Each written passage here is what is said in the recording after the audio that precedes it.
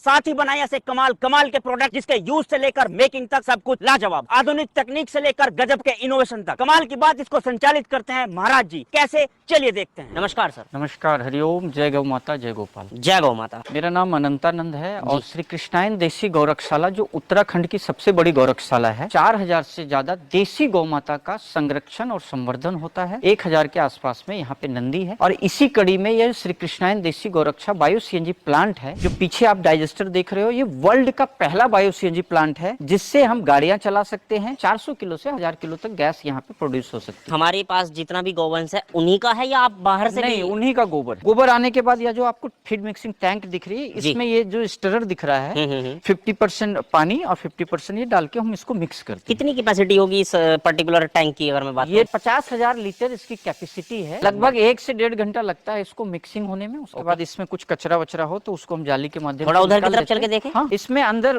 Pump लगे हुए हैं। जी जी जी। पंप स्क्रू पंप है, मड पंप है, जिसके माध्यम से हम इसकी फीडिंग करते हैं। ये 1600 क्यूबिक मीटर का डाइजेस्टर है। इसके अंदर एजिटेटर लगा हुआ है। एजिटेटर जो है सो गोबर अंदर हम डालते हैं, उसको फर्मेंटेशन करते रहता है, घुमाते रहता है उसको। त्रिपाल की तरह ये? हाँ, त्रिपाल की तरह ही है। 2 लेयर है, एक अंदर है और एक ऊपर। गाय के गोबर में नेचुरल एक बैक्टीरिया होती है जिससे गैस जनरेट होता है। फिर बायोगैस जिसको कहा जाता है, रॉ गैस, वो लगभग 100 किलो में 5 किलो रॉ गैस तैयार होता है। प्यूरिफाई होने के बाद ये पाइप के माध्यम से, अंडरग्राउंड माध्यम से वहाँ रिफाइनरी में जाती है। पर्टिकुलर एरिया में जाके फिर उसमें CO2 और नाइट्रोजन जो है वो अलग अलग होता है। अंडरग्राउंड पाइप यहाँ पे आपको जो दिख रहा है, इसके माध्यम से फिर यह जो बैलून है इसमें स्टोर होता है। उसके बाद प्यूरिफाई सेक्शन में जाता है। तो आइए आपको हम प्यूरिफाई सेक्शन में ले चलते हैं। इसके अंदर वाटर स्क्रबर लगे हुए हैं और तरह तरह के इसके अंदर पत्थर के टुकड़े लगे हुए हैं, रेती के टुकड़े लगे हुए हैं। तो मशीनों के माध्यम से उस गैस की प्यूरिफाई होती है। जैसे पानी को प्यूरिफाई करने के लिए छन्नी लगी रहती है ना, उसी तरह का एक नॉर्मल सी भाषा में समझे तो छन्नी जैसी लगी हुई है। फिर ये बफर टैंक है, इसमें स्टोर होता है। उसके बाद फिर इसको कंप्रेस करते हैं। सीएनजी का फुल फॉर्म होता है कंप्रेस नेचुरल गैस। तो कंप्रेस करके हम इस तरह की जो कैस्केड है उसमें भरते हैं। उसके बाद हमारी जगजीतपुर में एक एनारोबिक सीएनजी प्लांट है, वहां पे जाती है। वहां पे गाड़ियों में भरा जाता है। ऊर्जा के रूप में, ईंधन के रूप में हम उपयोग करते हैं। गैस फर्मेंटेशन होने के बाद जितना हम फीड करते हैं उतना हमको बाहर भी निकालना पड़ता है। तो इसमें सॉलिड और लिक्विड जो है सो अलग होती है। सॉलिड को जो है सो हम कई तरह की खाद बनाते हैं, जैसे vermicompost, bio enrich, PROM, Govardhan खाद।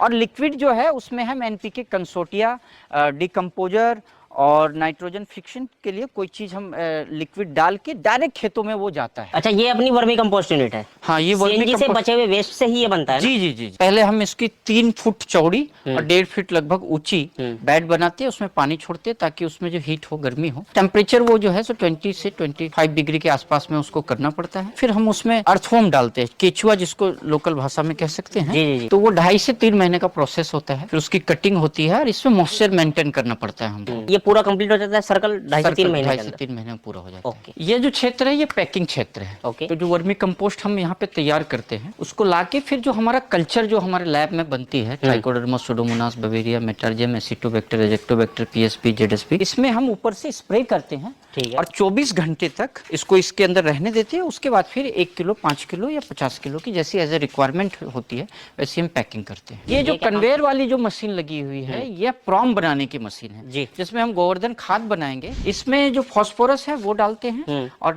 लैब में जो पीएसबी वगैरह, ट्राइकोडर्मा वगैरह है वो मिक्स करते हैं इसमें। उसके बाद फिर मिक्सिंग करने के बाद फिर ये जो आपको कन्वेयर दिख रहा है इससे ऊपर जाता है और उसको ग्रेनुअल फॉर्म में कन्वर्ट करता है। मतलब यहाँ पे डंपिंग होता है इस साइड में और यहाँ से वो ऊपर की तरफ कन्वेयर की सहायता से ऊपर जाता रहता है। जी, ओके। और इस तरह का ये फाइनल प्रोडक्ट आता है। ये फाइनल डीएपी का सब्स्टिट्यूट है। Phosphorus rich organic manure PROM को 100% ऑर्गेनिक। हाँ, 100% ऑर्गेनिक। आपको धान की जो फसल है या गेहूं की फसल या सब्जियां हैं वो बहुत ही ज्यादा प्रोडक्शन हो रहा है। पहले से जितनी प्रोडक्शन से उनसे लगभग 1.25 गुना प्रोडक्शन यहाँ पे। गुणवत्ता भी बढ़ रही होगी। गुणवत्ता भी बढ़ रही है और जमीन की जो खुराक है वो देसी गौ माता का गोबर। आपको बताते हुए और प्रसन्नता हो रही है। कुछ दिन पहले एक जापान की कंपनी आई थी, हॉट एंड एयर कंपनी। जी जी जी। वो स्पेस शटल जो होता है उसके लिए जो फ्यूल है वो बायोगैस सबसे उचित फ्यूल होता है और उस पर अभी रिसर्च चल रही है। शायद हमारा उनके साथ MOU भी हो कि स्पेस शटल मतलब तो इस वायुयान जैसे जो होती है ऊपर जाती है, उसके लिए फ्यूल के बायोगैस उसमें उपयोग होगा, ऐसे भी हम रिसर्च कर रहे हैं। कैसे संपर्क आपसे किया जा सकता है? हमारा संपर्क शुद्ध कर सकते हैं, हमारा कृष्णायन का वेबसाइट भी है, श्री कृष्णायन देसी गौरक्षा बायो CNG, www.krishnayana.org।